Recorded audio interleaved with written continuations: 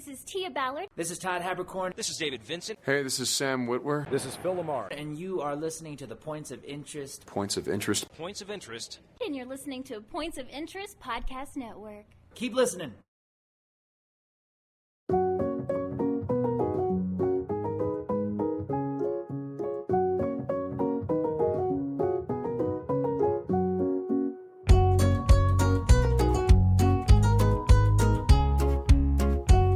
Well, hello, and welcome to the Points of Interest podcast. This is the most generic podcast on the internet. My name is Josh Hawks. I am the 303 Ninja. And right over there, he is my podcasting partner for life. He is the other guy. It's Mr. Francis Fernandez. Hi, Ginger. Is my first thing because I see Ginger saying, hey, hey, hey. Yes, and also, great update on our screen for the road to 100. I am loving it. Yes, I fixed it. It is fixed. It took me like a whole day to figure out what I did so long ago, and how do I replicate it? But I figured. Well, it out. it's nice. I'm glad to see it. It's very nice to see. And then when we hit that milestone, I'm sure it'll be more fun when we go to the road to 1,000. Yes, the ultimate goal, but we got to, smaller bites. Yeah. Anyway, how are you, man? It's been a couple weeks. It has been a couple weeks, and yeah, it's been a couple weeks. It has been a couple weeks. Francis.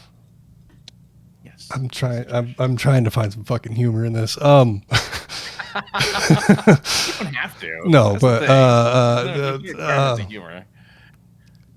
We all have our principles at the end of the day, and ethics of our own that we live by, or at least ideally how you want things to be in your job. And this place that I've been working at in the last 3 months, I just, the more I thought about it, this isn't very safe. I'm by myself. And I also have handcuffs on me in the sense of being told to just take abuse. And, good metaphor. What's that? Good metaphor. I like it. Yeah. Well, I mean, but the camel that broke the straw that broke the camel's back. Sure. I had an interaction with somebody who, the long and the short of it is that he spit on me twice. And despite that, I was still not, quote unquote, allowed to retort or anything. So, based on these things and then, they you got to protect some kayfabe here, I guess. They had me move to a different location, and I knew something was up because I'd never been to that location. And the conversation started, and I didn't like where it was going, so I just said, you know what? I think we're done here. You don't need to continue bad-mouthing me or not liking the way that I do things. But, Yes. What should have been said was, you then should have trained me, but you're too busy not doing that. So I just walked away, which was, they were going to fire me anyway. The way the conversation was going, and there was some sort of, HR type representative there. I'm like, I see where this conversation is going, and I'm going to walk away. Hey, you know what? I don't blame you. No, I don't blame you. Yeah. So I'm back in the rebuilding phase, getting the feelers out there. So, woo, great way to start the year. Well, technically, you started your year well. Yeah, I did, I guess. Well enough, anyway. Well enough, yeah. Well enough. Now, After the quarter of the year is gone, they're like, that's true. Yeah, I guess it is a quarter of the year. It's, the timing on things. I had an appointment to get work on my car that was, needed to be done. And it's just like, a little bit more than I thought it was going to be. It was fine. Everything's cool. But, sucks when you're waiting for money to come in and there's money still going out, Yeah. That part sucks. If it was, if there was money sitting there, it's like, oh, whatever, Right. It sucks still, but we make do. But enough about my bullshit. That was basically, whether I made it my choice instead of it being a choice being made for me. Which is the most important thing, is you took the situation by the horns, and you did something about it.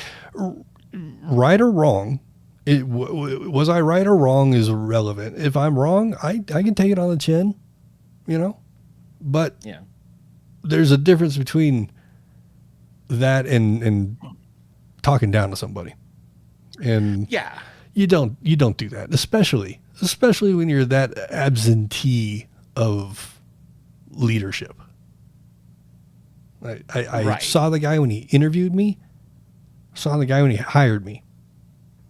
That was in December and January. It's fucking April. Yeah, when you're only getting secondhand information and you're not really getting, like, seeing what's actually happening, and you're just basing it off of what other people are saying, it gets really difficult to take it seriously when they go up to you and say, well, by the way, this is what I hear. I have no clue. I don't have any, like, they might hate you, or they might, like, have a grudge against you or whatever, but I'm just going to do a thing and pretend that me not seeing anything is like the rule of law over here. The thing that I did not witness. And I basically tried to adapt that, Yeah. but then, like, that goes against principles, my own principles. Like, I'm here to do a job. Yeah. Even though I'm handcuffed, I'm still going to attempt to do what I know is right. Yes, which is good. I mean, So if everybody that doesn't know, I stop shoplifters. That's what I do. And I think the days of very aggressive shoplifting stops, I think, are gone, and I'm okay with that. But you can't do that by yourself. It's not safe. No. When you can't search somebody for weapons, Yeah. and then you're gonna be put in a room with them, and in more cases than not, have your back to them as well. No, thank you. So, yeah. So what? New chapter. New chapter. We'll see if we stay in the same lane, or if we venture off into, what do they call that? Oh, it's called full-time podcasting. Yeah, adjacent avenues of the same road or direction, I guess. That'd be really funny. I'm just throwing it out there. It'd be really funny while you're waiting for your next chapter, that you just decide, you know what? There's some time, during the day, every day, I'm just gonna go and stream. Just stream a thing. Stream TCG shop a thing, or whatever game I'm playing right now. I'm just gonna stream it, and then for some reason, we're at the road to 10,000 all of a sudden because you decided to go ahead and spend your time streaming. I'm just saying it happens. It does. It does happen, and I here's the thing. I have to. It's too easy to just get up and play some video games. But you can make money doing it. You could, but there's a big fucking question mark at the end of that sentence. So I have to do my due diligence. I have to put in my work, to try and find a job before I can go, okay. Well, I'm saying that's what you do between. This is what you're doing. You already have the game. You already have the internet. You already have all this stuff. It doesn't cost you anything, essentially, to just log in, play in front of people, talk about wrestling, talk about, cars, talk about all this stuff. And people are like, oh, I like this guy. Talks about cars and wrestling.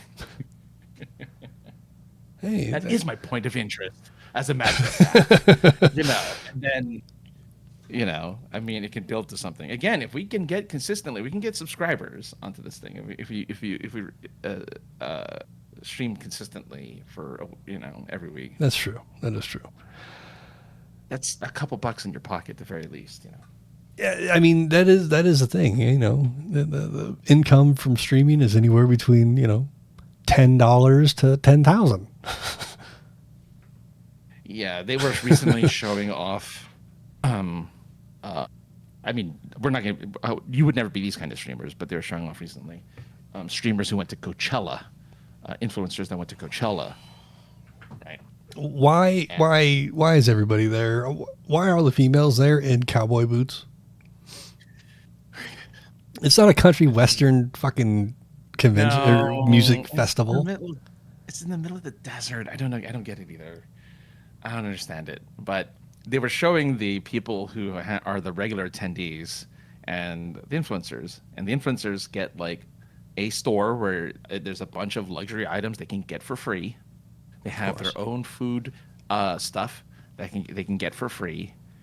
And then they show the regular people who spend, X thousands of dollars to get in and have to spend $40 for 2 slices of pizza and a Coke. So it's so funny that the people who have the money to spend are just giving all the free stuff. I mean, that is the irony, isn't it? It is. That's true. That's how the world runs, I guess. If you have money, the world runs on Dunkin', but it also runs on that. If you have money in the right circles, you don't have to spend any. That's such a weird. I mean, you get invited to things. Yeah.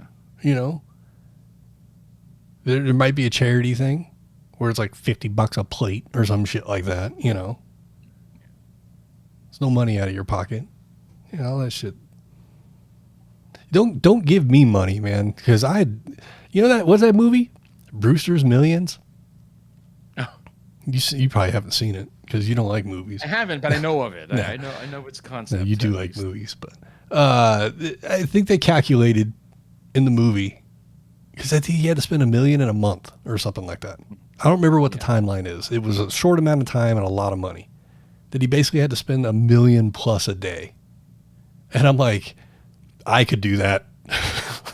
I might get bored and just start giving money away, but I could do that. I thought that was the gimmick was he couldn't just give it away. He couldn't give it away. He had to spend it, but I could spend some money. I mean, sure. I mean, I can spend some money too, but but I'm just saying. I just found that funny. Anyway, well, I hope that your weeks moving forward are going to be much better. Well, it's a lot of everything, Francis, as they say, is attitude. It is. You're not wrong. So I trying to say I'm a fairly positive person, but I'm trying to stay positive and staying away from the voice in my head that likes to say that you're a failure. Not you, that I'm a failure. If I was going to tell you you're a failure, you'd hear this voice, but yeah, that luckily hasn't come up, but I know that it exists. Yeah, no, it's tough. Sometimes we get that little voice in our heads that discourages us from doing things. I mean, that unfortunately that is what separates us from a lot of successful people is if we are willing to take the risk, because we're people who are willing to take the risk are also willing to take the negative that comes with it, right? Like they're willing to take the downfall. I'm not willing to do that because I don't know what that means. Right. It means I might live in the streets. It might mean I, don't get fed for a month, which I could probably deal with since, I need to lose weight. But, I mean, that's a great way to lose weight, Francis, is to not have a job. Right. Actually, because you look at the money you have and go, okay, let's make this stretch. Exactly. So, yeah, it's tough to fight those words, but if you can, those voices in your head. But if you can, potentially good things. Potentially, Yeah. good things can happen. And I mean, yeah. It's Was it- it's it all was about taking 100% risks and sticking your neck out there and doing things. And sometimes I hit that, I can stick my neck out a bit, like I'm moderating again at Fan Expo Denver again this year. And I don't want to send him a message saying lighter schedule this year because I like the challenge, but I also want to enjoy the show and do some press work, like the stuff I'm actually. It's a 4-day show or 3-day show? It's a 4-day show. Because that's for 1 day. Yeah, maybe. Just be like, hey, I want a day. You can fill me up those other 3 days. Give me the 1 day where I can do what I do. Yeah, a couple days, I think. A couple days. Yeah. Because inevitably there's going to be a day where, the girlfriend wants to go. Yeah. And, as much as I don't mind her watching me perform, I know she wants to see the show. Yeah. And then usually my moms will come and, it's up in the air what she would rather see, me performing or walking around, checking the thing out. That's arguable. You know what I'm saying?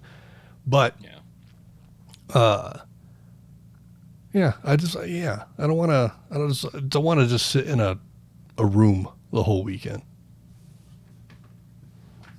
Yeah, I'm with you. So well, speaking of, things being expensive and whatnot, did you see that the new head of Xbox, the new Larry Herb?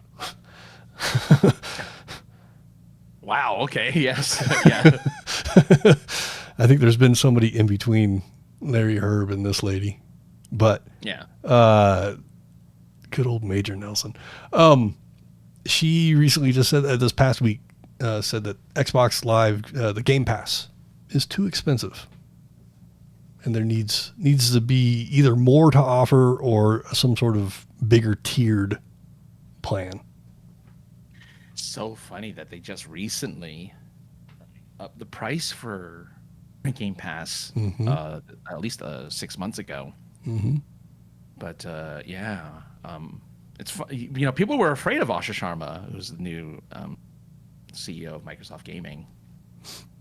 People were afraid that because she came from AI or something like that she was just gonna completely destroy the gaming stuff. But it looks like she's on the right track for a lot of reinventing Xbox and kind of getting it back on track as a real competitor to PlayStation. I'm not saying that I want it to harken back to creating avatar little characters and having Those are great. They are great, but having big community things like they used to do, like what was that show? I don't remember. It wasn't the Howie Mandel one with the suitcases.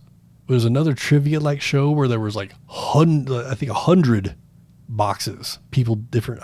Damn it, I don't remember what it was called, but it was a live community event. You can go on Xbox Live and play with hundreds of other people in this trivia type of game. I don't remember what it was called. It was a TV show that they played live, during the airing of the show. Or you got to do it during, what I'm trying to say. Yes. I'm not saying I want that, or the weird Burger King demo games, even though that was fresh, or the Doritos Chester Cheetah obstacle course. I'm not saying I want all that, but it'd be nice to, they used to give out free games every month. They don't do that anymore. They haven't done it in years. I know PlayStation on I think their highest tier service has a free game, at least a free game every month. Actually, it's their lowest tier, and it's you get up to 3 free games every month. Jesus Christ. So I have a lot of games that I'm not playing that I just have downloaded because it was free for that month. I mean, why not? Yeah, that's a great way to stack your library, especially if they release a digital version of something you own physically. Yes. And they've done that for a couple of the games that I own. So it was very, very nice to have that as a digital thing. The only problem is they did up the price this year. It used to be $60. Now it's $80. So they did up it by $20. Jesus. But you still get 3 free games, and all of them were PlayStation 5 games. It used to be a combination of PS4, PS5 games, but they're finally, after 6 years, kind of phasing out the PS4, and so everything is a PS5. And they may be giving out free games on Xbox Live as well, but they're all for the X and S. The one is now considered, obsolete, I guess. Just the plain one, the original one, right? Which is what I have, and so glad I didn't buy an X, like I was really considering doing. Yeah, because money. Yes. I just bought a new monitor, which wasn't that much, so it was nice to get right before things went down. Yeah, before all the shit hit the fan. But yeah, it I don't know what else you can, like I said, give me some free games. Maybe offer a few other apps through the thing, but that'd be weird to have a regional things like Altitude Sports. Like, that's so regional to just Colorado. I see. Because you just want to be able to watch your hockey. That's all you want, man. Well, yeah. I mean, because I'm using my Xbox less for gaming and more for a media, multimedia output thing. Well, I mean, if you think back to the Xbox One, that's what they wanted in the first place. They wanted a media hub. So yeah, and you got that. Perfect, because I had what was that dongle? Like a Google something. It wasn't Google TV. Shit, I don't remember what it was called. But it was a way. There's some apps that something you ran through it, or I was able to run. I don't remember. Doesn't matter. Fine. Yeah. I used some sort of dongle for a little while to access apps like YouTube and shit like that. I don't remember what the hell it was called. But yeah, I mean, I watch YouTube. I watch, whatever, Prime, all that stuff is all through my Xbox. The computer's for this and editing this and playing the 3 computer games that I like to play. Nice. Yeah. Yeah, I don't know. We're losing the point on the Xbox thing, but I don't know what else there is to add, I guess is what I'm trying to say. Well, with the future of Xbox being that the Xbox new system will be essentially just a PC that plays Xbox games, that their services are going to get cheaper, which I think is a great idea. I think that that there is a chance that and getting exclusives again would be good. Like, stop giving Halo to PlayStation, stop giving Forza to PlayStation, keep them. If they can do that, I think that Xbox has a good chance in the next generation, especially since the next generation is only 2 or 3 years away. At least according to PlayStation, they're gonna the 6, which is coming out in 3 freaking iterations. Rumors have it that Xbox will have to compete with because it's going to be portable. It's going to be, I think, disc and discless as their 3 types of systems. If Xbox can do it, great. I feel like, not to fuel the console war, but it was good competition. They're anticipating freaking GTA 6 to be $80 out the door. So stop that. Yeah, I don't know, man. Console wars, wrestling wars, they all meant something back in the day. Right, hockey rivalries, they meant something. I don't know. Sports thing always going to be there. Yeah. That's never going to go away. But they're console wars. I don't know. I don't think the line was drawn in the sand. I think years ago. And you either have people that are just going to be loyal to Microsoft and loyal to Sony. Yeah, I mean, look, Sony's riding high because they technically won, right? Because again, Xbox is competing. So yeah, we need to, we just need to hopefully change that. I mean, luckily for some reason, as far as I can tell, retro is coming back, and like people are buying old Xbox 360s and old Nintendo Wiis and stuff. Well, I have my 360 up in the closet here, and I saw a video of a boxing game that I'd love to play back in the day, and I was like, wait a second, I think that's backwards compatible on the 360. I have a 360. I might have to play that. So we'll see. We'll see if it works. It is on the backwards compatibility. It's a Fight Night 2004. I was going to say it has to be Fight Night. Yeah. Because Fight Night is the best. It was. I particularly enjoyed 2004.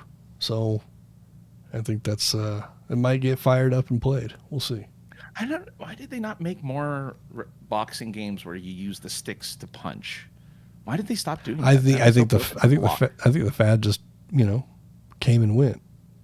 Like Guitar Hero and all that stuff, yeah. Guitar Hero, there's a new version. It's not Guitar Hero, but it's Guitar Hero. Some new project that's coming out, and then they had a version of Guitar Hero that you used with a real guitar. It's called Stage Tour, coming out in fall. Excited.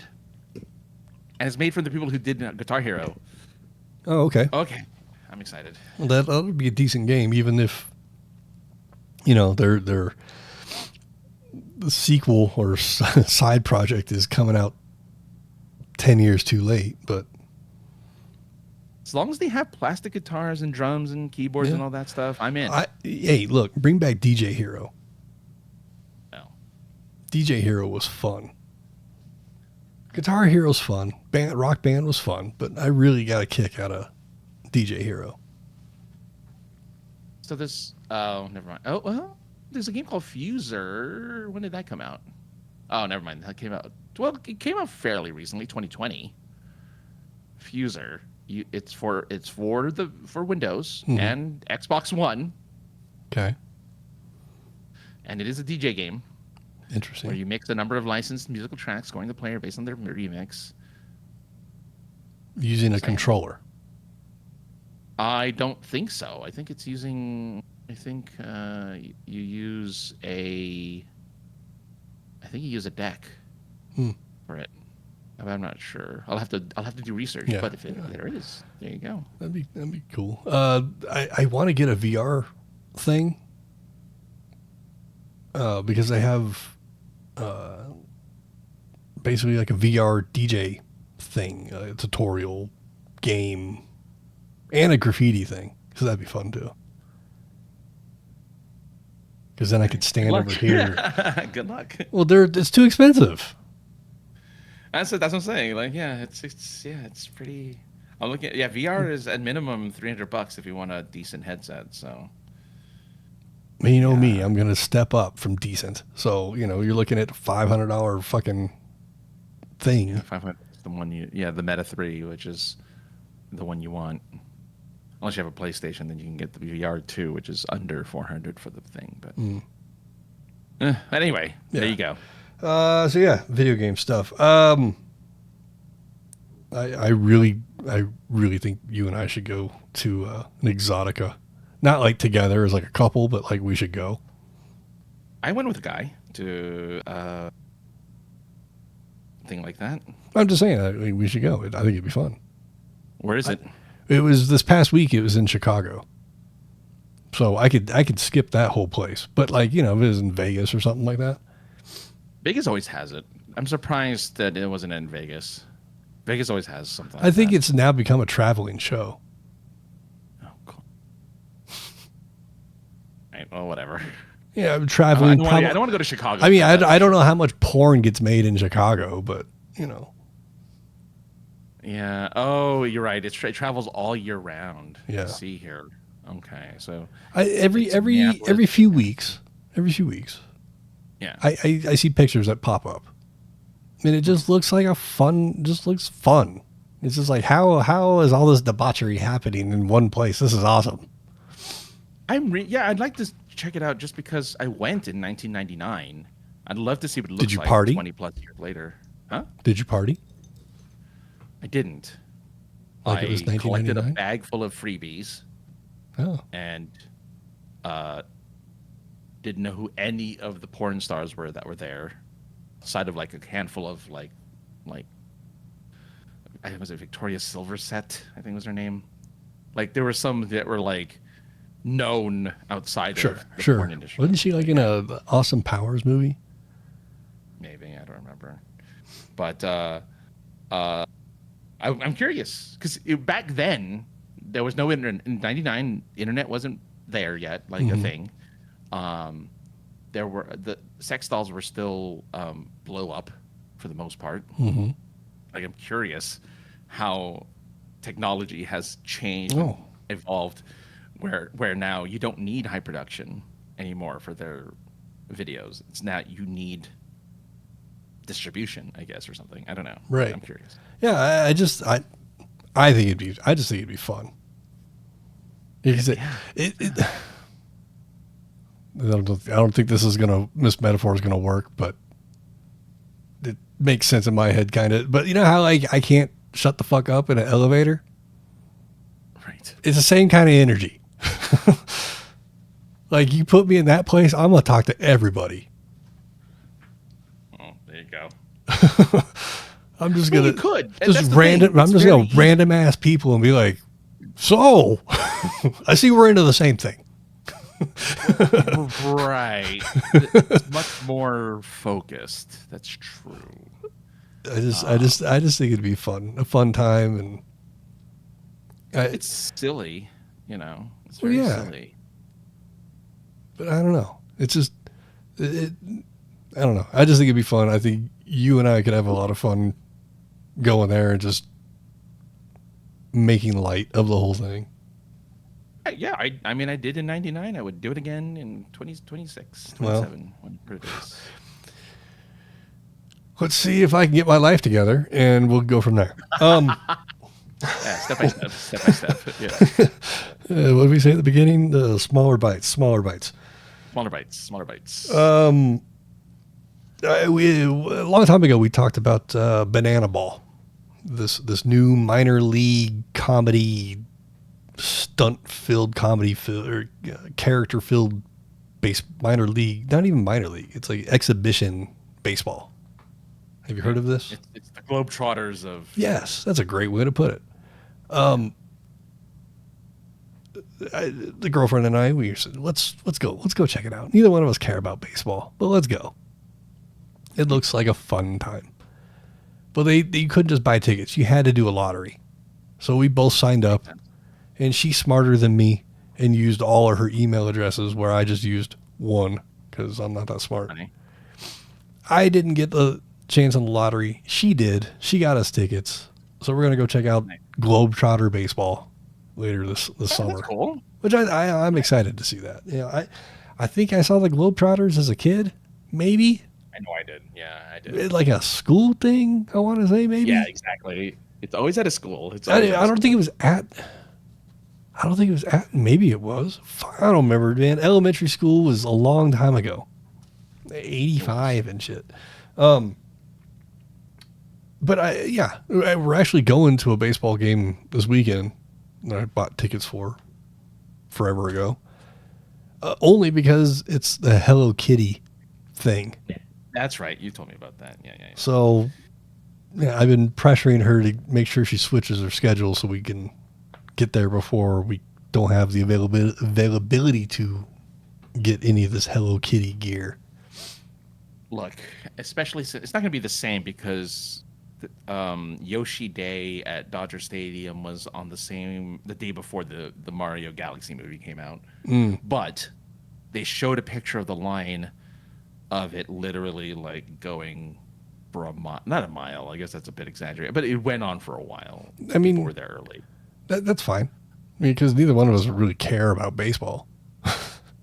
Yeah, you're Yeah. only there for the We're going there for the treats, and they have a 2-foot hot dog that we might Lady in the Tramp it.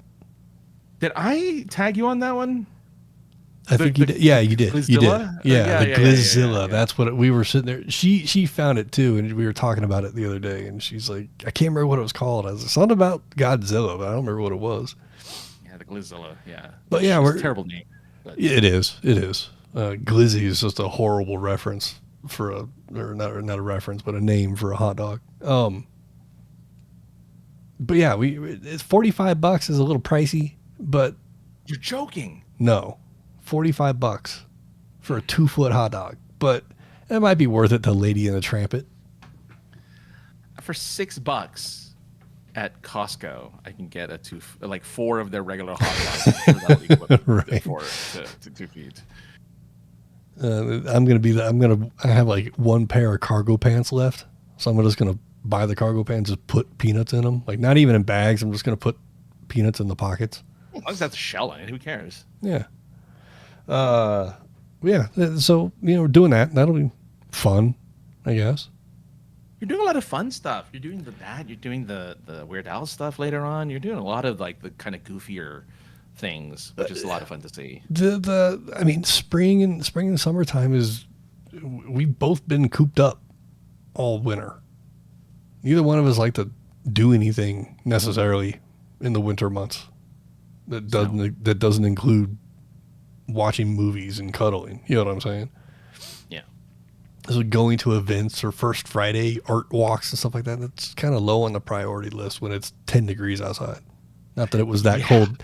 Not that it was that cold this winter. It was pretty mild. But spring and summertime is where you do shit. True. True. The baseball. I'm just going down my list here. This is just goofy and stupid. I should have started with this or ended with this, but we're doing it now. I was at dinner the other night, and I overheard a lady at another table. And this lady was telling a table full of adults that she was born Jewish, then converted to Native American, and then to a Buddhist. Can you convert to Native American? That's what I was thinking. How do you convert from a religion to a people?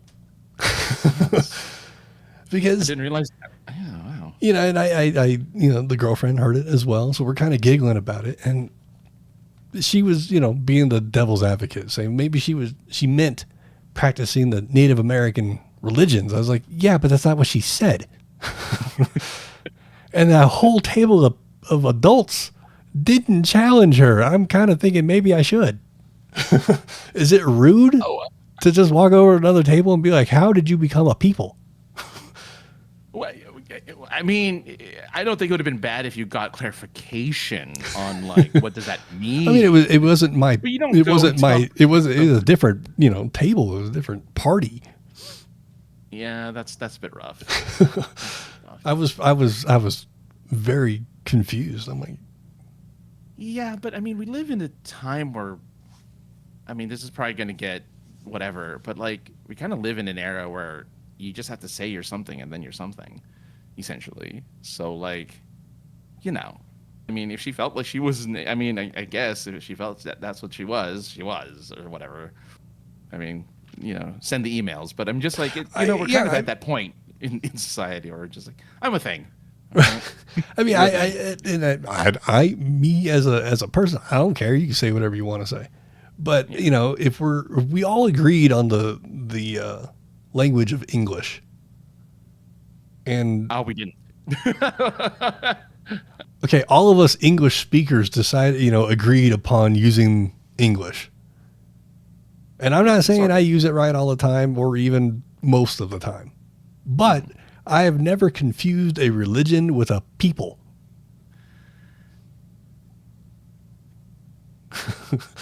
Yes. I'm just saying. I'm just saying. Well, this is me slowly backing away from that one. Okay, well. Well, okay, I won't back away from that one only because I think that there are. You can marry into a religion, right? No, There's they nothing feel wrong with like- that. No, they feel like they can be a part. Yeah, it's a I- thing. I Dude, it's a I thing. I knew a dude. I knew a dude who talked about how he was a Catholic Buddhist. That's fine. And I got it, but he would mix the two together and try and like sermonize you, and like you're talking about two different things, man. Like one's a way of life and the other's a religion. Yeah, but I mean, at least that makes way more sense than being like, well, now I'm Irish. I can't say that. I mean, you can't. You're too dark, but I can. Anybody that's white can say they're Irish. I mean, Sure. every fucking St. Patrick's Day, I know more Irish motherfuckers than I do any other time of the year. But that's the thing, right? Like, ideas, you can be whatever ideas you want, but I can't be Irish. I can never be Irish. I mean, unless for some reason my great grandfather, happened to stumble upon Ireland, and That's where the voice. That's where the voice came from. What voice? Your voice. Oh, is that my voice came from? From some fucking white guy in your family, timeline. Yeah. I mean, yeah. I mean, a lot of people who look like me have accents. So. Or even when they don't, even if they're born here, they for some reason they still adopt a little bit of an accent, and you could tell. Yeah, very recently I was speaking with somebody, and I was like, "Yeah, you could speak Tagalog, can't you?" She's like, "How can you tell?" I was like, "Your accent." She's like, "Do you know any?" I was like, "Nope." But lumpias are fucking awesome. There you go. Just say that. Lumpia is like the staple food of the Philippines, It was like crispy pork belly and lumpia. Yeah. And then if you just add ube, which is the purple potato, purple sweet potato, and then they think you're in. If you mention ube to anyone who's Filipino, they think you're in. Oh, okay. They'll think you're one of them. And then you can now proudly say you're Filipino as well. Oh, okay. I should probably have one before I, talk about it. Starbucks has one. Starbucks has an ube drink. If you ever go to Starbucks, just ask for an ube. I think it's an ube matcha or an ube or something, but ask for it. At least the Starbucks here does. I don't know about the Starbucks over there, but the Starbucks here has it. And well, we're not as progressive as, I don't know. That's pretty arguable. Actually, it's called the iced ube coconut macchiato. So there's a lot going on there. Yeah. But no, I think I'd rather just maybe have the actual ube. All right, hold on. Okay, keep talking. I'm gonna look to see if you have any Jollibees in Denver. I don't think we do. You do? No, wait, no, you don't. Hold on. Isn't that the place that sells spaghetti or some shit? What? Hold on. Sorry. The fact that Denver doesn't have one, but most of, London has it. London has a Jollibee. I think that's why I know about it, because I watched some, YouTube kids with. Yeah, it was the Jolly. It was the Jolly. They were like, "Hey, we got Jollibee," and yeah. There are no active Jollibee locations in Colorado. That's insane. It's considered the number one chicken in the United States. Not here, son. Apparently not. Not here. You got three. You got four. You got 4 chains here selling chicken. You got Popeyes, Church's, KFC technically, and Chick-fil-A. And I'd say Popeyes and Church's are the two that are fighting it out the hardest. I guess. I mean, if I were to pick between the two, it's Popeyes. Yes, But, you know, it depends on how much abuse I want. If I don't want any abuse at the drive-through window, I'll go to Church's. But if I'm feeling like being degraded, I'll go to Popeyes.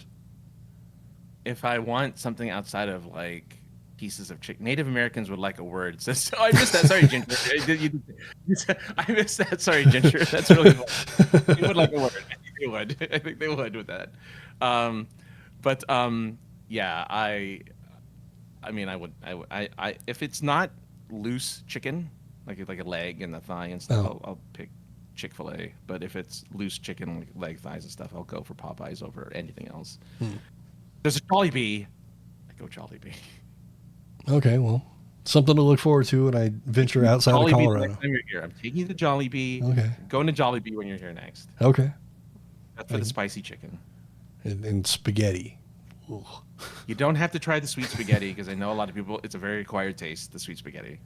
Oh, it's like Kansas City chili then. See, Ginger thinks Popeyes is the best. Thank you, Ginger. I'm not arguing that Popeyes isn't good. I'm just saying that, you know, when you go to the drive-through window, and they go, "Welcome to Popeyes," the fuck do you want?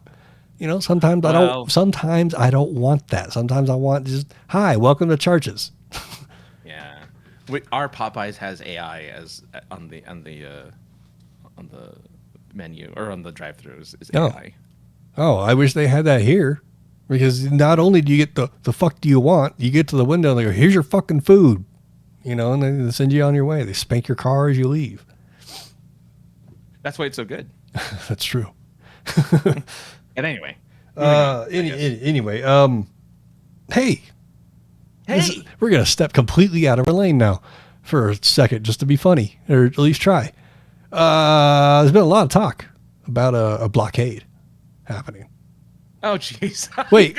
No, before we hit record, I only told you half. I didn't tell you the other one. Yeah, I saved it for now. Go on. I don't know shit about what's going on over there. But George Lucas warned us all in 1999 how to deal with a blockade. Only we don't. Problem is, we live in reality and on Earth, we don't have Jedis.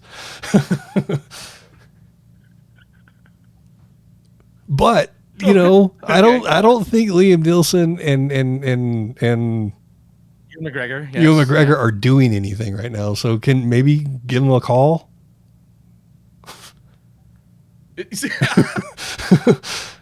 They have experience.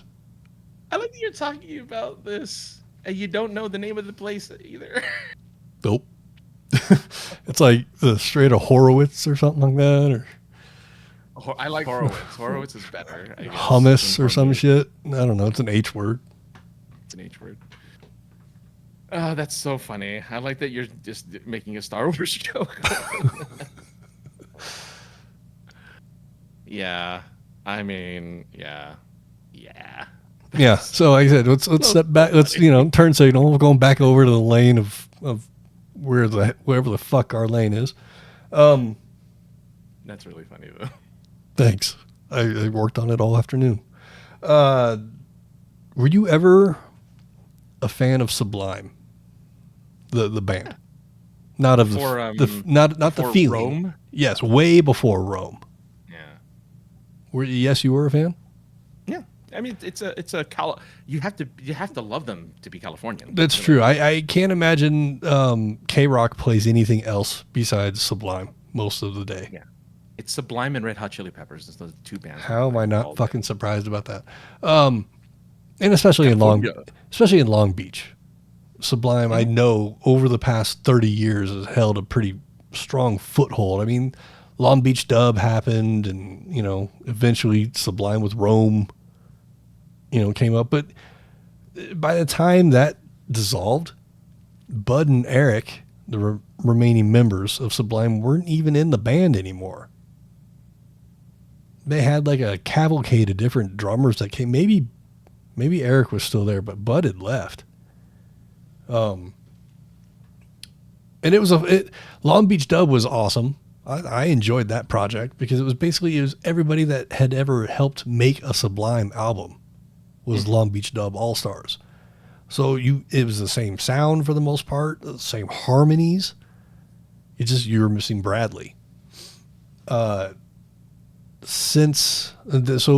he had a kid that tragically he didn't get to raise because he, died before he was 2 or 3, I want to say. His kid's name is Jacob. Since Jacob turned 12, people have been asking him to join or reform Sublime. And recently, in the last 8 months or so, or last year, they played Coachella last year. They dissolved Rome. They didn't dissolve him. I think he's still alive, but he's not part of Sublime anymore. Yeah. And Jacob took over. They released a brand new song 8 or 9 months ago, and it's skipping my Ensenada is what it's called. Okay. And it's good song, pretty damn, and it's like, holy crap, Jacob sounds like Bradley, his dad. Makes sense. Just recently, in the last 15 to 20 days, they released a new song, Till the Sun Explodes, I think is what it's called. As soon as it started, before I even heard the dude's voice, I had chills because I was like, holy crap, this song, was this not recorded in 96? And then he starts singing, and a hot, salty tear ran down my face. So I was like, holy shit, this kid, he has completely absorbed what his dad did. The inflections, the way Bradley sang things. Since you are a fan, I implore you to check out the new song and They both work. Okay, yeah, that is true. Word score on the second one, I think, though.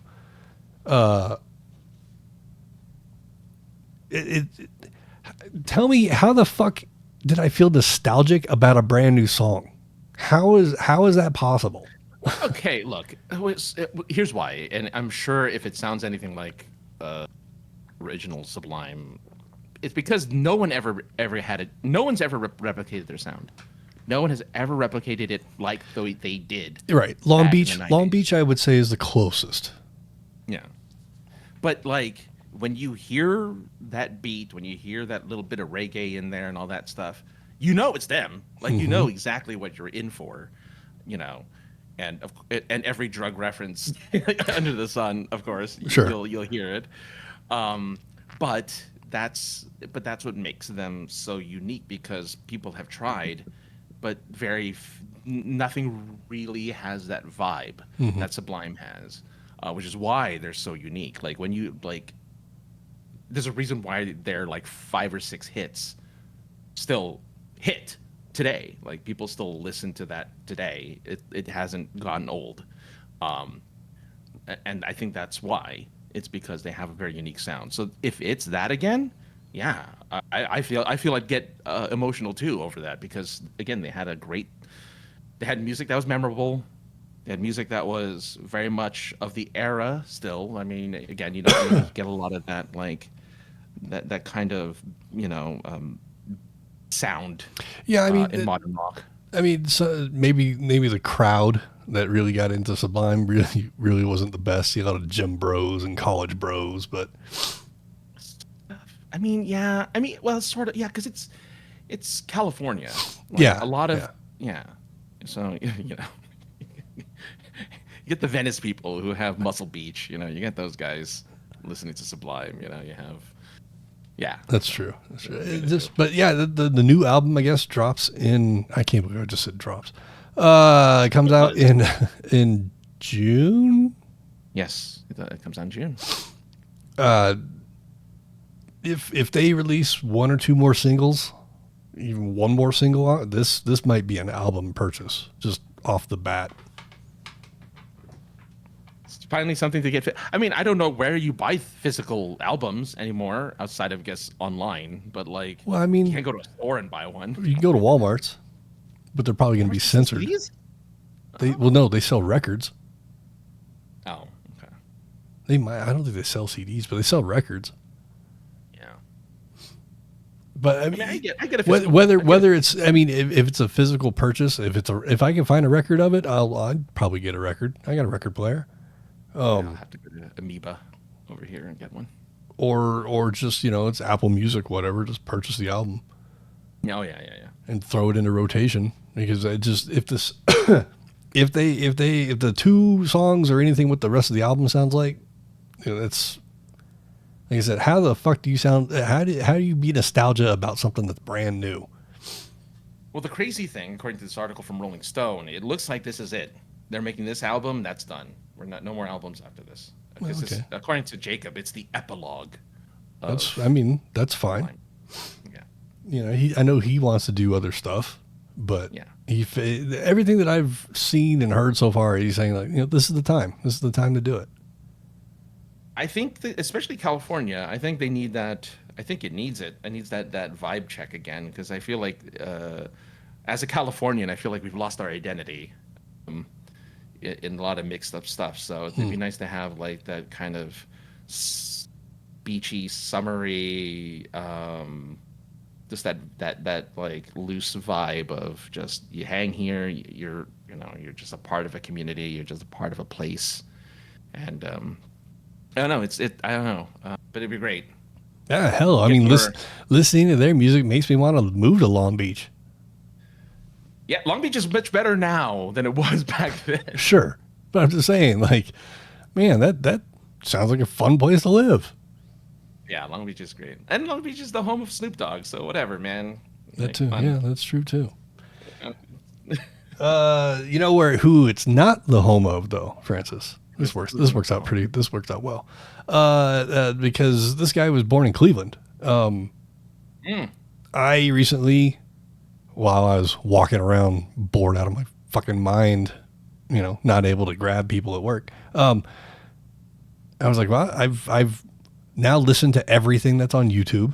So every interview I've ever wanted to hear, I've listened to on YouTube now. So what else is there? And I said, wait a second. Audible. I have like free credits. I should be using these. What is that? What might interest me? And then recently I got a list of things, I like, you should go down these rabbit holes if you get bored. And I felt nostalgic for the Arsenio Hall show. Oh, I thought you were going to say Drew Carey mentioning Cleveland. How dare you? Joking. Go on. Sorry. But, yeah, so I was on the archive.org actually looking for something else and ran across interviews from the Arsenio Hall show. And I was like, oh, you know what? That'll be fun to go down. Let me write that down. And so looking for books, I see that Arsenio had it was, what's that word? When things just kind of happen, a plan comes together. It's a word score. Serendipity. That's the one, serendipitous. That's the only word I can think of. That I was like, I happened upon an interview or two from Arsenio Hall. Let's go down this rabbit hole. He's got a brand new book. It just came out like a week ago or 2 weeks ago, something like that. So I said, let's get the audio book of it. And it made it even better that it's Arsenio telling you the story. So I don't even know if it was word for word or if he was just telling you what was going on. And if I'm going to listen to a book, especially an autobiography type of thing, I want the person to read it to me. I feel like that's usually the case, especially for autobiographies. That's usually the case of the person who it's about is the one who does. I'm only dipping my toes in the audio books right now. I've purchased a couple in the past. The Star Wars Revenge of the Sith. I got that book. Yeah. And it was cool when I first got it because it's one guy doing it and it's sound effects and he's trying to do like 17 different voices. Yeah. But after listening to Arsenio, I was like, well, let's listen to the Revenge of the Sith. And 5-10 minutes into it, I'm like, no, I can't do this. Too much sound effects. Just read the fucking book. But Arsenio's story is pretty cool, actually. It's a lot of fun. Just highlights that I could pull off the top of my head in his green room. The concept for the Fresh Prince of Bel-Air was conceived in his green room with Quincy Jones. Oh, that's surprising. I didn't know that. As a side story, the original, originally, you remember the movie House Party? I do. I think you wanted me to learn the dance for that. Yes. So it's got the rappers Kid and Play. Yes. Originally, it was offered to Fresh Prince and DJ Jazzy Jeff. Oh, that'd have been not as good. Exactly. Flip the script. Originally, Fresh Prince of Bel-Air probably wasn't going to be called Fresh Prince, but Fresh Prince of Bel-Air was originally offered to Kid and Play. I'm glad they didn't get it. Yeah. I feel like that. Yeah, I'm glad they didn't get it. So, just kind of interesting. He talked about a few other things, other shows, deals, partnerships that came about in his green room. I remember he was destined to have a talk show. As a kid, he said he always wanted to be Johnny Carson. And it's a theme that it was repeated through the whole book. It came up all the time. I always wanted to be Johnny Carson. And then through the book, he's, being like, now here I am. I've got everything I've wanted to be. And now I don't want to be like Johnny Carson. I want to be me. Right. So a lot of guests that he wanted said no because they were Johnny guys or Johnny people. Was Johnny still doing the Tonight Show when? So Arsenio ran till 95, I want to say 95 or 96. Yeah. It only ran for like 3 years. Yeah. I think 3 or 4 years. But yeah, Johnny was ending his show as Arsenio was like in his second or third year. Okay. And there was talk. He talked about how Leno and Letterman were the main two, but he was kind of hoping that he would get, his name thrown into the hat as well. There was a time where he was at the Carson studio and actually sat behind the desk. And that's cool. That's fun. He said it was covered because they were doing some construction. He uncovered it, sat behind the desk, pulled a pencil out, drummed on the desk, did a couple, Johnny bits, and then covered it back up. But if you're Leno, yeah, big time. Lazy comedian.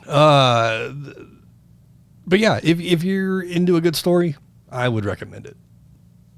I am into a good story. You get the free audio book every month through some service. I don't remember which one it is, but Audible.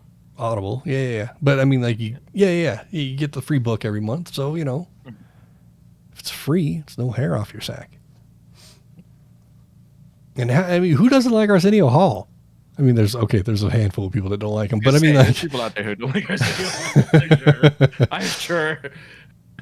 Yeah, but it was cool. He didn't really talk about the reboot very much that happened in 2012, I think it was. I don't think it went very well. I only remember seeing maybe 4 episodes before the affiliate out here just stopped airing it. Yeah. Which is, it sucked. I was like, oh man, he's back. Yeah, it lacked the same charm as the first. Yeah, I joked how I submitted my name to be the announcer. I felt that I could belt out the Arsenio and hold it. That'd be fun. You should. Yeah. You should just call him up and be like, "Hey, Arsenio, I read your book.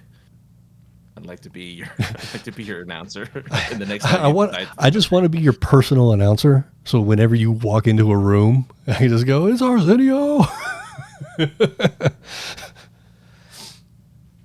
That'd be great. The dog pound every once in a while. It's like, oh, come on, I got it. Yeah, it's just a group of people sitting in a bleachers on casters that I could just roll into place. There's your dog pound. Point at him, make a quip. Yeah. But yeah, I would recommend it. we're eating time here. Okay, so other stuff that's going on. Prices for stuff. It's expensive to live in the future. I thought it was going to be cheaper. WrestleMania is this weekend. 2-day event taking place in Las Vegas once again. Second year in a row. Diminishing returns, I think is what the term is, right? Yes. They are struggling with ticket sales because TKO, the parent company, has just priced the hell out of tickets. They've been making attempts to bring tickets down, but I think that at one point it's like $3,000, $4,000 for a ticket. I think it's more. There was they're trying to do fan things like ride in a tour bus with one of the wrestlers while you go to some singular Las Vegas location in a tour bus with a wrestler. Doesn't mean you're going to interact with them. Just means you're going to be in the bus with them. Fun. You know, all these things. It's crazy how there's a small group of people online that are like, bring Vince back, because at least Vince priced things for families to go to. Yeah. And part of me wants to argue that because fuck Vince, but like, damn it, the guy's got a point. Like, yeah, I mean, if you go back and it granted, different eras of wrestling, you're going to have different crowds. But you go back and you look at the golden era of wrestling, the mid 80s, the early to mid 80s. Mm-hmm. The crowds are families and grandmas. Yeah. You look at the crowds today, it's all just adults and a sprinkling of non-adults. Right. And the product is supposed to be for the kids. I mean, it's a product for everybody.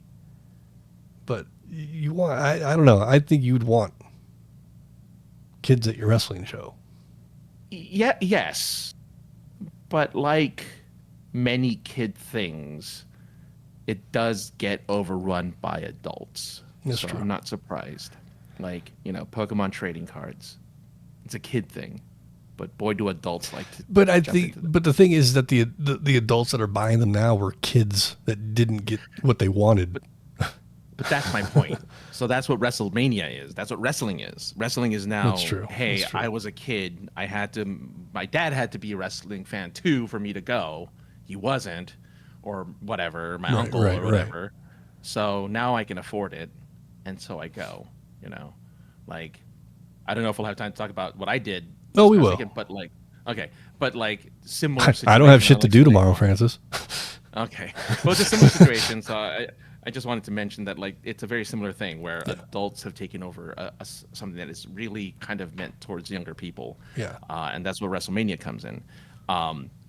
Yes, the bad guy is the one who made the affordable prices or whatever, which sucks.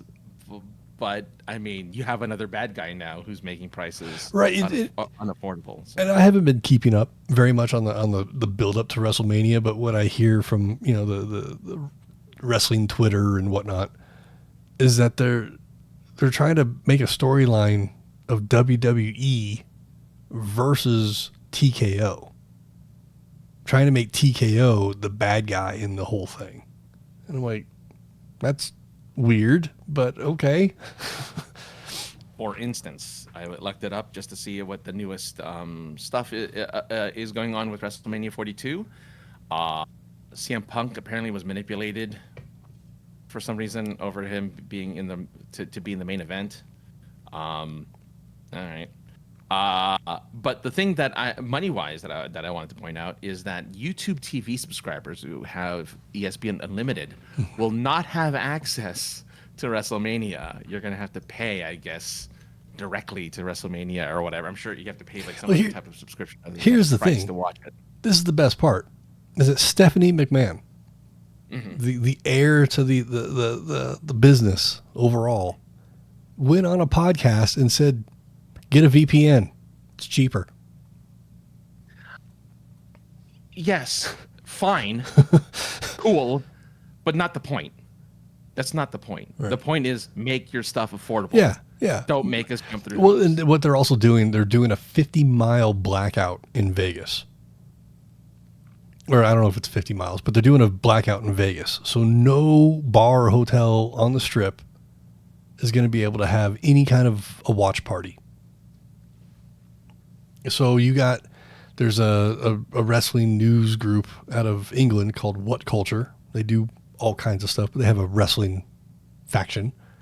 They actually had their own wrestling organization.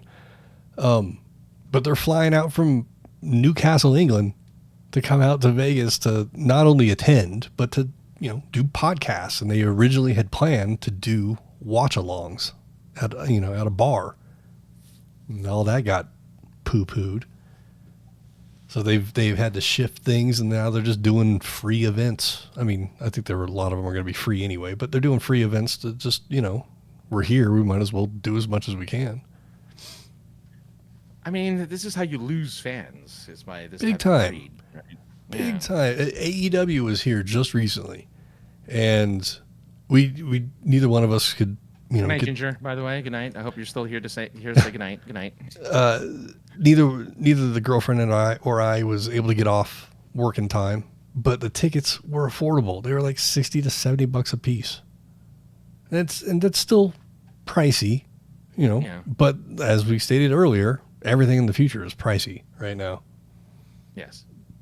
But that's small pickles, that's small chips compared to the prices of the upcoming LA Olympics. Yes, as I was informed before the podcast started. So this is where I get to sit back and take a drink of my drink and Francis talks. So I think there's one event in Oklahoma, so that's why they get tickets. But I applied to a lottery that allowed me to get tickets to the 2028 Olympics. One, because a fellow podcaster and host of Super Geeked Up wants to go. Jeff Burns wants to go to friend of the show wants to go to the Olympics in 2028. It's in my area. I mean, why would I say no to that? It's like a once in a lifetime type of thing to do and to attend. And it's only for 2 weeks. So I got my lottery date and time. They're like, hey, 48 hours between these 2 days to get tickets to the 24 events that we have, and you get to pick time slots because it's about 2 to 3 hours per slot, sometimes a little longer, whatever. And when I got it early, I'm like, okay, well, I know Jeff wants to buy tickets. I'll wait till he comes on to talk to me, and we'll get tickets together. So at 4:00, I'm like, okay, there's $100 tickets, for events, $100. But they're like in the nosebleed sections. They're like farthest away from you're gonna see little ants jumping around and throwing stuff. Like, right. Do that. And they're really small sections too. They're really, it's like 50 or 60 people or whatever. It's like really small sections. So anyway, finally it's time. We're like, okay, we're gonna get tickets. This is great. For all popular events that isn't like softball or flag football, which again aren't even in like the state, they're around the country, all of these sports. Maybe you should try and find tickets for like the skateboarding events. No, so skateboarding events and all of the extreme sports stuff sold out, none left, 0 tickets, and which means people bought the high price tickets, which were on average, depending on the event, between $2,500 to $5,000 for an event. And the thing that blew my cap when you told me is that it was per event. It's not like a convention pass or like a festival pass. Nope. You're there for the 2 or 3 hours that is blocked for you in that segment of the stadium or of the Olympic Stadium that you get to watch the sport, or at the beach if you're watching. So actually, surfing was the cheapest because it's just standing at the beach. Which they shouldn't. They don't charge to do that anyway. They do $28 to stand on the beach on a fucking Tuesday. They don't. On a Tuesday. I'm just saying, like, if I go to the fucking the Hermosa Beach tomorrow, is that right? Yeah. Mm-hmm. Yep. I don't get I get maybe charged for parking, maybe. Yeah, exactly. But surfing was like the cheapest one. But again, there's no seating. You're just standing by the ocean. Right. And if you're not in front of tall people, you get to see the people surf far into the distance. Because again, it's not like they're right in front of you. It's not like they have cameras on like their screens where you can see them surfing. You just get to stand there and see someone floating away. in the surf. Some asshole on a jet ski with a dude with a projector trying to aim it at the screen. That'd be funny though. I would love that. So yeah, big events like beach volleyball, which is very big, gymnastics, even like pole vaulting and all that stuff. Again, between $2,000 to $5,000, and people are pissed. People are mad because again, only the wealthy can now watch the Olympics. Apparently, according to Jeff, tickets at Paris for the big seats were like $30, $40. In Paris. Well, I mean, did you say that LA is trying to not have the taxes pay for it or something like that? Yeah. So they're trying to offset the cost of how much the city has to pay to house the Olympics for 2028. But in order to not like raise taxes and like which they'll do with like sales tax and stuff like and whatnot, they'll raise taxes to make up for how much it costs to do stuff. They said, no, we're not going to put it on the people who live here. We're going to put it on the people who are buying tickets. And the worst part is, not only do you have to pay for the $5,000 ticket, you have to pay a 25% service fee to get the ticket. I don't do math. Was that 200? So 25% of $4,000 is $1,000. So you have to pay $1,000. I was trying to go on the 5,000, but again, 5,000 is gonna be like 1,200 or something. Okay. Like that. But yeah, so like what? That's insane. So what service fee? Like, are they? Does the ticket come with fucking unlimited food, beverage, and drink? No, you still have to buy your food. Right. So what? Fuck that. Yeah. Like, you get a better. I'd rather listen to Snoop Dogg give me commentary than sit there on the beach getting a sunburn. I mean, he likes the Olympics though. That's his thing. Sure. I'm not dogging that, but who you want to go see 3 events? That's $15,000.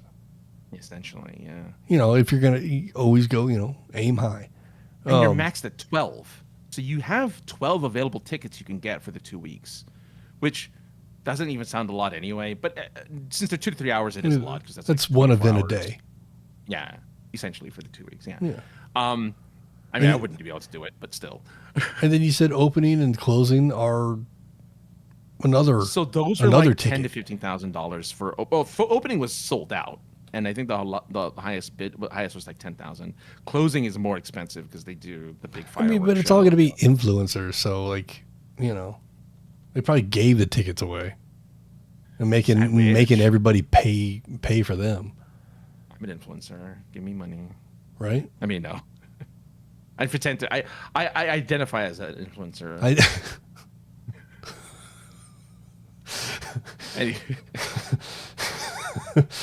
But anyway, yeah. So it's super expensive. People are pissed. They say there's thousands of $28 tickets, but they're all sold out. So like, I never saw any of the $28 tickets. Again, they're in the nosebleeds and a tiny section. I don't know how people were able to get those. So if you're thinking about going to the Olympics, you wealthy or be lucky. I mean, the hockey playoffs are right around the corner for us. And I was like, well, of course, I was looking at this a few weeks ago when I was employed. Let's maybe look at getting some playoff tickets. We don't even know who we're playing yet, but doesn't really matter. Let's go see some playoff hockey. Look at the prices. Look at the same section that we sat in the last game. Nope. Like, why is it so much more expensive? I mean, I get it, but damn. I don't know. I do and I don't get it. Because it's like, sure, it's more expensive to get these tickets. I mean, the Olympics is a big deal. It only happens once every 4 years. Yes. Actually, once every 8 if you only like summer and you don't like winter, right? Those only happen once every 8 years. And again, it's a once in a lifetime thing. why are you pricing out regular people out of the thing that like? Why are you pricing out the people who care versus like the wealthy who don't care? Right, We're and just going to go there for the clouds. That's why it tied in so well with the wrestling thing. It's the same thing. Yeah. Like, why are you pricing families out? Yes, there are going to be families that are going to be there. Yes, the green shirt guy is probably going to be there. But all these things, I don't understand. Like, you see a concert ticket, say it's $40. Like the actual artist gets like $17 of that, if they're lucky. If they're lucky, that's the thing. If they're lucky, Yeah. So it's just like I don't understand. I mean, I do, yeah, and I don't. Like I said, I understand. Everything in the future costs money. It does, and there's promises of like things that are supposed to make it cheaper, but that's never going to happen. Like AI and whatnot. It's supposed to make things cheaper, but it's not. That's not Blockades and shit like that. I had to throw it in there. So, funny enough, that's not even really affecting us. It's affecting people over there. Right. Us. I mean, it is because we are who we are, but technically it shouldn't be. Anyway, besides the point. So, Olympics. Yeah. I would love to see some Olympic events, especially some of the extreme sports stuff. Yeah. We have the X Games. The Winter X Games is here every winter. But as we stated earlier, it's winter. I'm not trudging up the side of a mountain just to go stand and watch, a couple hours of half pipe and walk down the side of a mountain. This doesn't sound like fun to me. No, not really. Really. So going and watching some people do skateboarding outside with a beach backdrop, that'd be amazing. That'd be fun as hell. Not for $5,000. Not for a 3-hour block. I can't justify that kind of money. No, I'm curious how the other countries did it. I don't know why LA is that much more expensive, because again, that's their reasoning. I don't know how Japan did it. I don't know how China did it. I don't know how Paris did it, or Italy this past Winter Games. Like, I don't know how they did it. Right? 'Cause they didn't. I'm sure they didn't spend. Nobody was spending 5,000. That would have made the news if we were like, sure, it takes about 5,000 euros to spend for tickets. Blah blah blah. Like, I would have heard about that. But, right. And there were some pretty regular looking people at the Winter Olympics. Yeah. You know what I'm saying? Yeah. I get you. I get what you mean. Yeah. I mean, yeah. But anyway, I don't know. I just don't want to turn on the LA Olympics and fucking see anybody from the Paul family or the Kardashians or fucking TikTok people. I don't want to see it. Don't pan to any of those motherfuckers in the crowd. Sadly, you will see them, and sadly, they will be there, loud and proud. Not there really paying attention, just there to be like, hey, right. I'm here. Right. Yeah. But that's that. You went to a convention? You're going? So yes, you went or you're going? I went. I just okay. went this past You went. weekend. Tell us about it. Okay. I wanted to bring this up because it's something I did, and we talk about conventions here. So I'll be as brief as I can. It's called Night in the Tavern. Night in the Tavern. It's a local convention run by it's a gacha gaming convention. I just learned, which is the type of gaming I like to play. Which is not popular, but it's popular enough to bring a lot of people to this mall. Anyway, it was at a mall. Isn't there like controversy with gacha games? Well, yes, because it's gambling, but that's not the point. Okay. Yeah, the biggest controversy with gacha is that, especially back in 2000, when the most popular 2020, when the pandemic happened, a game came out that essentially copied the latest Legend of Zelda game. It was called Genshin Impact, and it was a $2 billion grossing game of that year, because again, we weren't able to leave the house, so we stayed home and spent money. Now the thing is, you get characters. So a gacha game is essentially your the gacha machines where you have like the little bubbles with the toys in them, and you don't know which one you're going to get, so you just keep putting quarters in until you get the one you want. I mean, sure. That's what, well, or whatever. I mean, in Japan, that's what they do. But like in that, let's think of that as a game. So if you want a character that you like to play as, you have to spend the money, or you have to get lucky. So you're gambling essentially to get these characters. But the fandom for these games are big enough that a convention happened that is free to the public.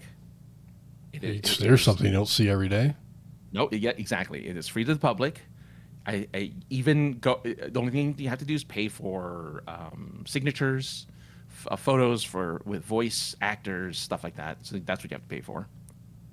Or you can spend money, which I did. I spent money to go to this thing because I want it to continue. I feel like if I contribute money, this thing will keep going. And this is a thing that I want to see keep going. It's a very cheaply made, but very fun little convention.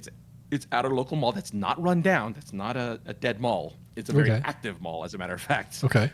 Which mall? It's called the Montclair Plaza. I've heard of it. Yes, it's one of the few malls that still exist in California that's still doing a thing. But they just essentially converted the local Nordstrom's, which was just an empty building or empty space, and they turned it to vending, and on the top floor, voice actor meet and greets. Perfect. And for the price I paid, I get in an hour early, which was stupid because it took an hour for me to get through the line. So I didn't really. I got like 10 minutes in front of everyone, or something like that, like 15 minutes. Anyway, beside the point. I got my first. I didn't bring it with me. I wish I did. I got my first signed art and signed stuff from two voice actors whom I very much love, who are great. And I was freaking social this time around. That's great. Kind of the biggest reason why I bring it up, because I spoke with someone in line, and it's so small and it's only in two spots that you run into people. So the two little Asian girls that were in front of us, I kept bumping into them and asking them what they got and stuff, and it was really cute to see like them getting excited over the things that they bought and all the stuff that they got. And then a couple of dudes who were just like hanging around, cosplaying, doing stuff. It was really fun to just kind of run into them and be like, "Hey man, what's going on? How'd it go?" and whatever.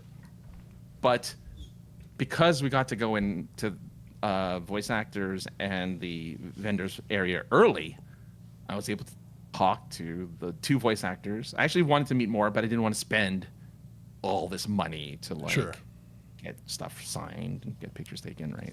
To use as the conduit to ask your 2 or 3 questions. Exactly. Yeah. But because there was no one in line, I mostly talked to the husband and the boyfriend of the two voice actors I was talking to. So the husband of one, who I'm like, I want to be his friend because he's so funny. And like, he's such a fun guy. But I got to talk to the voice actress, and she signed my stuff, and we had a little conversation that was very nice. Same thing with another voice actress. I bonded with her boyfriend instead of talking to her. Hey man. So an in is an in. Yeah. She was really sweet too. Really fun to talk to. Really nice. And then I was able to have like a conversation with a vendor and have like a long conversation and like bond with one of the vendors there before it got crowded, and then I didn't have the time. But yeah, it was social. It was small enough to where you got to again. I bumped into these people over and over again. I got like weirdly rejected by a woman who thought I was hitting on her. I just wanted her chair. Because she thought I wanted to sit with her, I think. Because I'm like, and I think it's with my wording. It was lunchtime. I want to eat. I want to sit down. And I said, "Is this chair free?" And she's like, "No, my boyfriend's coming." It's like, that's not what I meant. You witnessed a similar situation with me when we were in Philly. Uh-huh. And I asked somebody a question, and she was like, her answer was whatever, and something about my boyfriend. And I just wanted to be like, I wasn't I'm not interested in you, lady. Just asking you a fucking question. Exactly. And it's really funny because I'm like, didn't you just see me ask the person over there for a chair? Like, because she was the second person I asked. And I asked but anyway, it was really funny. But yeah, it was very, what I liked about it is small, it was personable. And it was, because it's free, it was crowded with cosplayers and like you think WonderCon was cosplay? Practically everyone was in cosplay. I still need to figure out the phenomenon, and I know I'll get. I won't get emails because no one ever emails me about this. But I don't understand why the male cosplayers did not. The vast majority of male cosplayers did not cosplay as men, as other male characters. Like, the vast majority were in dresses, and the vast majority of them were in, like, skirts. And I'm like, there's male characters in your game. Why do you not want to dress up as the male character? And I'm curious. I'm curious if it's just because, hey, I look pretty, which is fine, I guess. But I'm very curious about the phenomenon. No judgment. I just want to know why, because I don't understand, right? Because there were no women. There were, like, maybe, of the women cosplayers, a tenth, maybe even less, were cosplaying as men. Crossplay. Crossplay, yeah. So the crossplay is huge on the male side for some reason, but on the female side, very little crossplay. A lot of women wanted to show off their bust and their butts and stuff. Like, they wanted to do that, but I guess the guys did too. Equal opportunity, sir. I guess so. Again, this is no yeah, judgment. No, I know. Doesn't make sense. I have a buddy of mine that ever since back in the day when you could choose to play as male or female, he's always played as a female. That's different, though. Even online, though. Yeah, that's different. I want to look at a woman's butt while I'm playing a game. I don't want to look at a guy's butt while I'm playing a game. That's all it is for me. Fair. But I'm not going to cosplay as a female character if I have a chance. I will cosplay as a male character. Sure. Yeah. Again, I mean, again, good for them. I don't get it. I mean, yeah. I don't think I could do it. Yeah. I don't mean, have the physique for it. Well, there's that. I think I'm just too straight.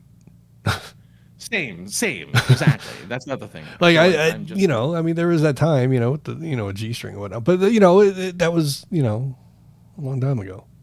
Hey, I was talking to you about my 1999 my one experience at a sex convention, and it came with a red male thong. So, well, I would have sported it.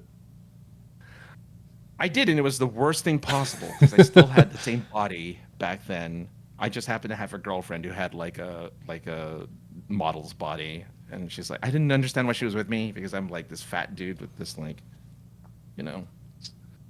skinny chick. It was always weirded me out. The opposites attract. Paula Abdul, she taught us that. That's true. Actually, all of my girlfriends has been smaller than me. It weirded me out. I always felt like I'd be with someone my size. They're all tiny. I mean, you almost dated that little person for a little while. I was so upset. There were some little people there that I was like, tempted to just be like, hey, just go over and spit some raps. Yeah, I was like, oh man, just find the cutest one and just walk over and be like, yo, what's up? Yeah, she was just there. She was like, there was one specifically like at Avengers booth, and I was just like, I should say something. Just like I really want to say something. Yeah, that's funny. Yeah, I know what when we go to the Exotica thing, I know exactly where the first booth we're taking you. Now I want to. I don't just want. Spin them around. Taking you straight to the little people section. It's fascinating. You can pick two of them up, take a picture. Oh, that'd be really. Oh no, I mean, now I'm just being an asshole, but But anyway, that's gonna do it for this week, at least for this session. We'll see how I feel for the rest of the week and maybe you'll see me play some games. We'll see. No promises. I'm just throwing it out there. Yeah, no, I have no good argument. That's why I didn't try to put one up, other than I have to try and find a job first before I play. And This is in between. Yeah. You're not looking for a job 24/7. no. But I got to block out a few hours in the morning. Otherwise, I get too distracted. But that's the podcast for now. We'll be back to do it again. Francis, where can people find you on the internets if they wanted to do so? Hey, look, linktree.com is the place you should go, at aka the guy, if you want to see all of my award-winning anthologies and characters. It's there. It's a good read. People seem to like our stories. Some people even like mine. So go ahead and check it out at linktree.com. I mean, they like it enough to give you fucking award. I didn't get an award personally, but I got recognition, which is nice. Hey, recognition is an award. It just isn't official. Yeah, I'm with you. You can find me at Linktree as well. I have it in front of me because I can't ever remember it. Linktree/the303ninja. Just find everything for POI and myself. Gonna be at Fan Expo Denver next month. As Nice. press, as a moderator. Hopefully to not get made fun of by. Hey, someone just joined. Thanks for joining. Who was this? Hank the Hank. Oh, yeah. Thanks, Hank the Hank. Hank the Hank. We'll be back next week for more shenanigans and fun. Or maybe later this week. I don't know. We'll see. You got anything else to say, Francis? No, I'm ready to go to bed. Oh. Ready to sleep, man. All right. Well, that's it for everybody. Bye.